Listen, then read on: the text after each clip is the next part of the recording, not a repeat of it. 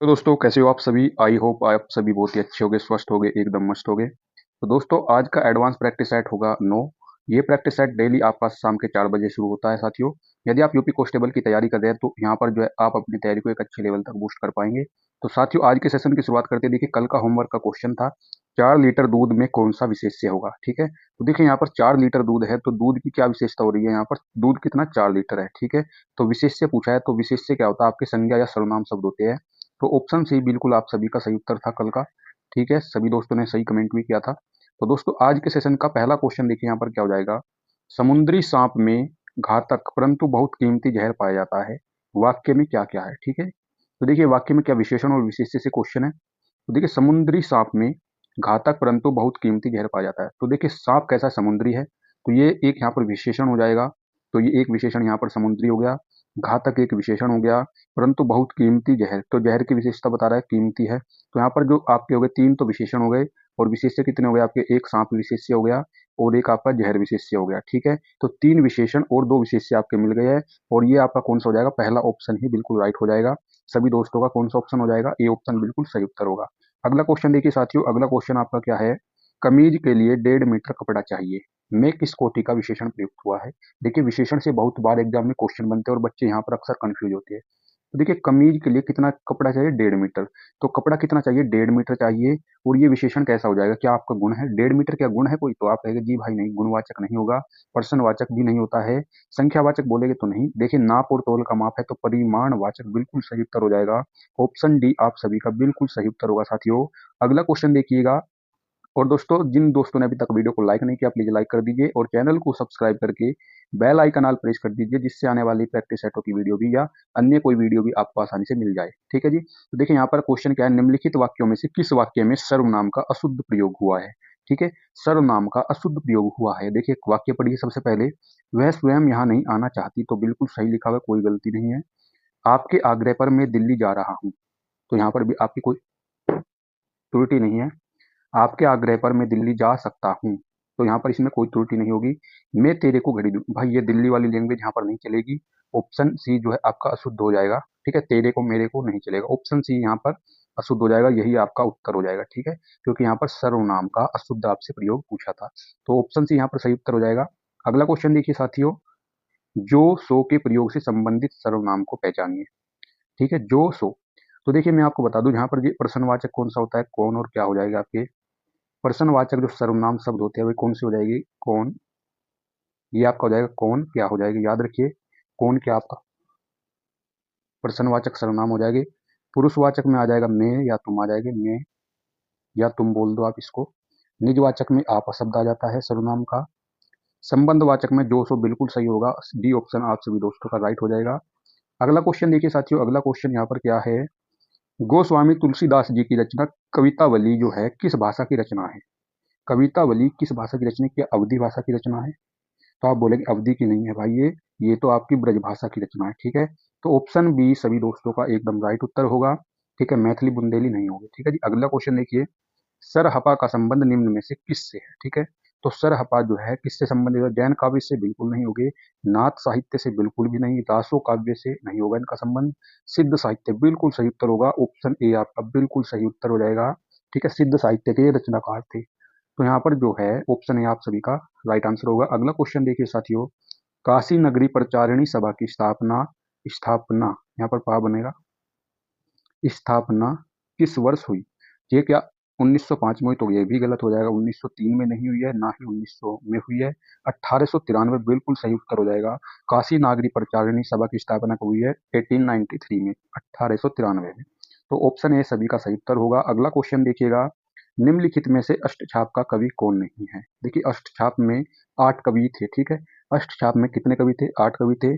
और ये क्या दो दो आपके गुरु रहे हैं, एक वल्लभाचार्य, एक विठलनाथ। ठीक है, वल्लभाचार्य के 4 शिष्य थे और विठलनाथ के 4 शिष्य थे। तो देख लीजिए यहाँ से क्वेश्चन बन सकता है, वल्लभाचार्य के कौन कौन से थे। वल्लभाचार्य वल्लभाचार्य के तो शिष्य कितने थे, 4 थे। एक तो सबसे पहले आपके हो जाते हैं सूरदास, सूरदास हो गए। दूसरे हो गए आपके परमानंद दास, परमानंद दास। और तीसरे आपके हो गए हैं कुंभन दास। कुंभन दास, तीसरे आपके हो गए यहाँ पर कुंभन दास, और चौथे वो है आपके कृष्ण दत्त, ठीक है, कृष्ण दास है, ठीक है। कुंभन दास, सूरदास हो गए, परमानंद दास, कुंभन दास, कृष्ण दास है, ठीक है। सारे दास थे, कृष्ण दास। तो चार तो हो गए आपके वल्लभाचार्य के शिष्य, और चार आपके थे विठलनाथ के शिष्य। तो विठलनाथ के कौन से थे? विठलनाथ के शिष्य थे, देखिए विठलनाथ के शिष्य थे आपके यहाँ पर, एक थे आपके नंददास, दूसरे थे आपके चतुर्भुजदास, चतुर्भुज इस तरीके से लिखिए, चतुर्भुजदास। तो तीसरे आपके कौन थे? नंददास, चतुर्भुजदास, और एक थे गोविंद स्वामी, एक थे आपके गोविंद स्वामी, ठीक है। यहाँ से देखिए क्वेश्चन बनने की बड़ी बड़ी संभावना है। गोविंद स्वामी एक थे आपके, नंददास, चतुर्भुजदास, गोविंद स्वामी, एक थे आपके छीत स्वामी, ठीक है साथियों। तो छीत स्वामी आपके हो गए। अब देखिए यहाँ पर अष्टछाप के कवि क्या है? मलूक दास थे। मलूक दास तो आपको मैंने नहीं बताया, सूरदास भी थे, परमानंद दास भी थे, कुंभन दास भी थे। मलूक दास जो है आपके नहीं थे। तो ए ऑप्शन सभी का राइट आंसर हो जाएगा। ए ऑप्शन यहाँ पर जो है अष्टछाप का कवि नहीं है, मलूक दास। तो ए सभी का सही उत्तर था। अगला क्वेश्चन देखिए साथियों, कंठ्योष्ट ध्वनि का उदाहरण है, ठीक है। कंठ्योष्ट से पहले मुझे कमेंट बॉक्स में बताइए कि दंतोष्ठीय ध्वनि कौन सा वर्ण है, ठीक है। दंतोष्ठीय ध्वनि कौन सा वर्ण है? तो कंठोष्ठीय देखिए, का तो आपका कंठे में आ गया, ये आपका नहीं होगा। का तो आपका किस में आता है भाई? कंठे में आता है, ये तो गलत हो जाएगा। ता आपका ता था पटक चट पा तक, पतक चट, तो ओष्ठ्य दंते में आ जाएगा तावर, तो ये तावर गेम। ए किस में आ जाएगा?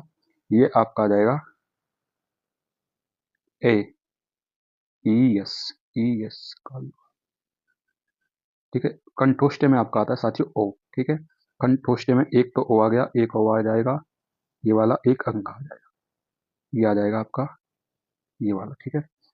आ, तो देखिए यहाँ पर ये तो आपकी कंठोष्ठ्य ध्वनि। यदि मैं आपसे यहीं पर बात करूं दंतोष्ठ्य की, दंतोष्ठ्य, तो दंतोष्ठ्य वर्ण कौन सा हो जाएगा आपका? तो बोलेंगे सर वह बिल्कुल आपका दंतोष्ठ्य वर्ण हो जाएगा। तो यहाँ पर क्या है साथी, आपका ऑप्शन ए बिल्कुल सही उत्तर होगा, ठीक है। ऑप्शन ए आप सभी का सही उत्तर हो जाएगा। अगला क्वेश्चन देखिए साथियों, अगला क्वेश्चन है, निम्नलिखित में से एक शब्द अशुद्ध है। निम्नलिखित में से एक शब्द जो है अशुद्ध है। क्या दैहिक सही लिखा हुआ है? दैहिक तो बिल्कुल सही लिखा हुआ है। नौकरी, नौकरी ऐसे नहीं लिखता जी, नौकरी लिखता इस तरीके से, डबल ओ की मात्रा, नौकरी, नौकरी लिखिए इस तरीके से। प्रौढ़ भी सही लिखा हुआ है और पौरुष भी सही लिखा हुआ है। तो ऑप्शन बी आप सभी का बिल्कुल सही उत्तर होगा साथियों। अगला क्वेश्चन देखिएगा, तल्लीन शब्द का संधि विच्छेद क्या होगा? तल्लीन जो शब्द है उसका सही संधि विच्छेद क्या होगा? तो इसको देखिए, इसका संधि विच्छेद हम करेंगे तो कैसे करेंगे संधि विच्छेद? तो आप तोड़ेंगे इसको, तत् धन लीन, ठीक है। और इसमें कौन सी संधि हो जाएगी आपकी? तो यहाँ पर व्यंजन में परिवर्तन हो रहा है, तो ये व्यंजन संधि हो जाएगी, ठीक है जी, व्यंजन संधि हो जाएगी। तो यहाँ पर देखिए तवलीन, ये गलत हो जाएगा आपका, तत्तालीन नहीं होगा, तल्ली नहीं होगा, तत्लीन बिल्कुल सही है, तत्धनलीन। तो ऑप्शन डी साथियों आपका बिल्कुल सही उत्तर होगा यहाँ पर। अगला क्वेश्चन देखिए, निम्नलिखित किस एक में कर्मधारय समास है? देखिए कर्मधारय में विशेषण विशेष्य की विशेष, एक पद विशेष्य होता है, एक पद आपका विशेषण होगा। तो देखिए लड़का भूख से अधमरा हो गया, यहाँ पर जो अधमरा है क्या एक कर्मधारय हुआ? देखिए लड़का कैसे भूख से अधमरा है, तो यहाँ पर लड़के की विशेषता है भूख से अधमरा हो रहा है, तो यहाँ पर कर्मधारय बिल्कुल सही होगा आपका। कर्मधारय ऑप्शन ए बिल्कुल सही उत्तर हो जाएगा। भला बुरा, यहाँ पर द्वंद्व समास हो जाएगा, भला और बुरा, बुरा। और यहाँ पर ऊंच नीच, ऊंच और नीच, यहाँ पर जो है द्वंद्व समास होगा। दिया बत्ती, तो दिया की बत्ती, तो यहाँ पर क्या हो जाएगा? संबंध तत्पुरुष हो जाएगा, ठीक है। ऑप्शन ए इस क्वेश्चन का सही उत्तर होगा। अगला क्वेश्चन देखिए साथियों, बुढ़ापा एक प्रकार का अभिशाप है, तो बुढ़ापे को जो है यहाँ पर रेखांकित किया गया है, बुढ़ापा को यहाँ पर क्या किया गया है? रेखांकित किया गया है। तो यहाँ पर रेखांकित शब्द में संज्ञा क्या है? तो संज्ञा जातिवाचक नहीं होगी, भाववाचक बिल्कुल सही उत्तर हो जाएगा। तो इसका बी ऑप्शन बिल्कुल आपका सही उत्तर हो जाएगा साथियों। अगला क्वेश्चन देखिएगा साथियों, यहाँ पर अपना स्कोर चेक करते रहिए, लास्ट में स्कोर पूछूंगा। हिमालय से गंगा निकलती है में कौन सा कारक है? देखिए हिमालय से गंगा निकलते हैं, इसमें कौन सा कारक हो जाएगा? गंगा निकलते हिमालय से, तो यहाँ पर अलगाव का भाव हो रहा है, तो अलगाव हो रहा है, तो कर्ता कारक बिल्कुल नहीं होगा। संप्रदान वस्तु के आदान प्रदान के लिए अपादान बिल्कुल सही हो जाएगा। ऑप्शन सी सभी का सही उत्तर होना चाहिए, ठीक है जी। अगला क्वेश्चन देखिएगा, अगला क्वेश्चन यहाँ पर क्या है, निम्न में से कौन सा शब्द स्त्रीलिंग है? क्या सलाद स्त्रीलिंग है? सलाद खाया जाता है तो पुल्लिंग हो गया। सनक, सनक की जाती है तो ये स्त्रीलिंग हो जाएगा, ऑप्शन भी यहाँ पर एकदम सही उत्तर होगा। सारस उड़ता है तो यहाँ पर पुल्लिंग शब्द हो जाएगा। सलाम किया जाता है पुल्लिंग शब्द हो जाएगा, ऑप्शन भी आपका बिल्कुल सही उत्तर होगा साथियों। अगला क्वेश्चन देखिए, कारक के कितने भेद होते हैं? कारक के कितने भेद होते हैं? क्या 7, 8, 9, 10 कितने होते हैं? तो कारक के होते हैं 8। कारक के कितने भेद होते हैं? वो 8 होते हैं, ऑप्शन बी सभी का सही उत्तर होगा।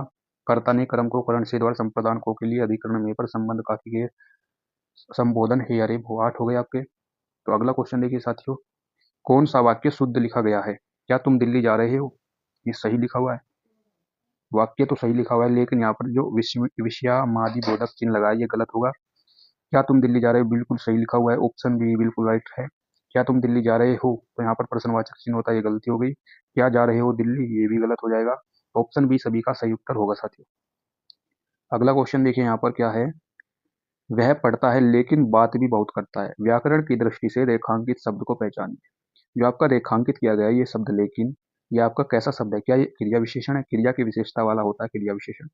अब ये बिल्कुल सही हो जाएगा, आप इसमें कोई भी काल क्रिया की दृष्टि से कोई परिवर्तन नहीं कर पाएंगे। सर्वनाम नहीं बोलेगे, ना ही संज्ञा बोलेगे, ऑप्शन बी साथियों बिल्कुल सही उत्तर हो जाएगा। अगला क्वेश्चन देखिएगा साथी, अगला क्वेश्चन है बंदूक एक उपयोगी डैश डैश है। तो देखिए बंदूक जो है आपके साथ हाथ में रखकर चलाते हो, हाथ में पकड़कर, तो जो साथ में रहते हैं उसको बोलते हैं, जो हाथ में ही रखकर चला रहे हैं उसको बोलते हैं शस्त्र, बिल्कुल सही हो जाएगा।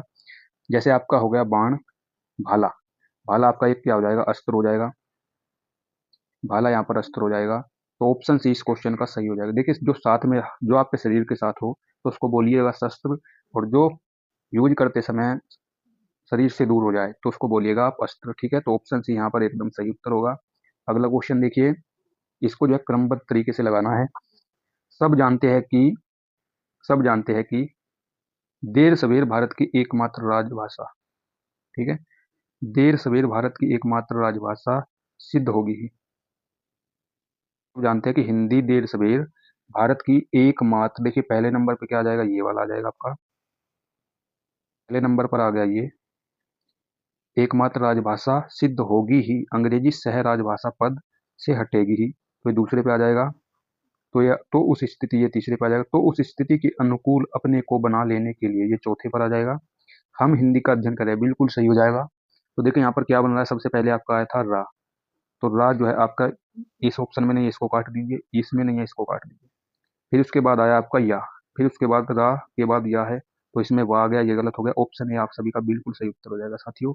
और दोस्तों आज का स्कोर बताइए कि आपका 20 क्वेश्चनों में से आज का स्कोर आपका कितना रहा है इन 20 क्वेश्चनों में से। और अगला क्वेश्चन आपके लिए होमवर्क का है, ये होमवर्क का क्वेश्चन है। देखिए चारों चरण में समान मात्रा वाले छंद को आप क्या कहेंगे? या सम्मात्रिक छंद बोलेंगे, या विषम मात्रिक छंद, या अर्ध सम्मात्रिक छंद, या सभी बोल दोगे? ठीक है, इस क्वेश्चन का सभी को आंसर करना है भाई कमेंट में, इसमें करिए, आप कमेंट में उत्तर करिए। और दोस्तों आज का सेशन आपको कैसा लगा कमेंट बॉक्स में जरूर बताइएगा। और अगले सेट में मिलते हैं साथियों। जय हिंद, वंदे मातरम।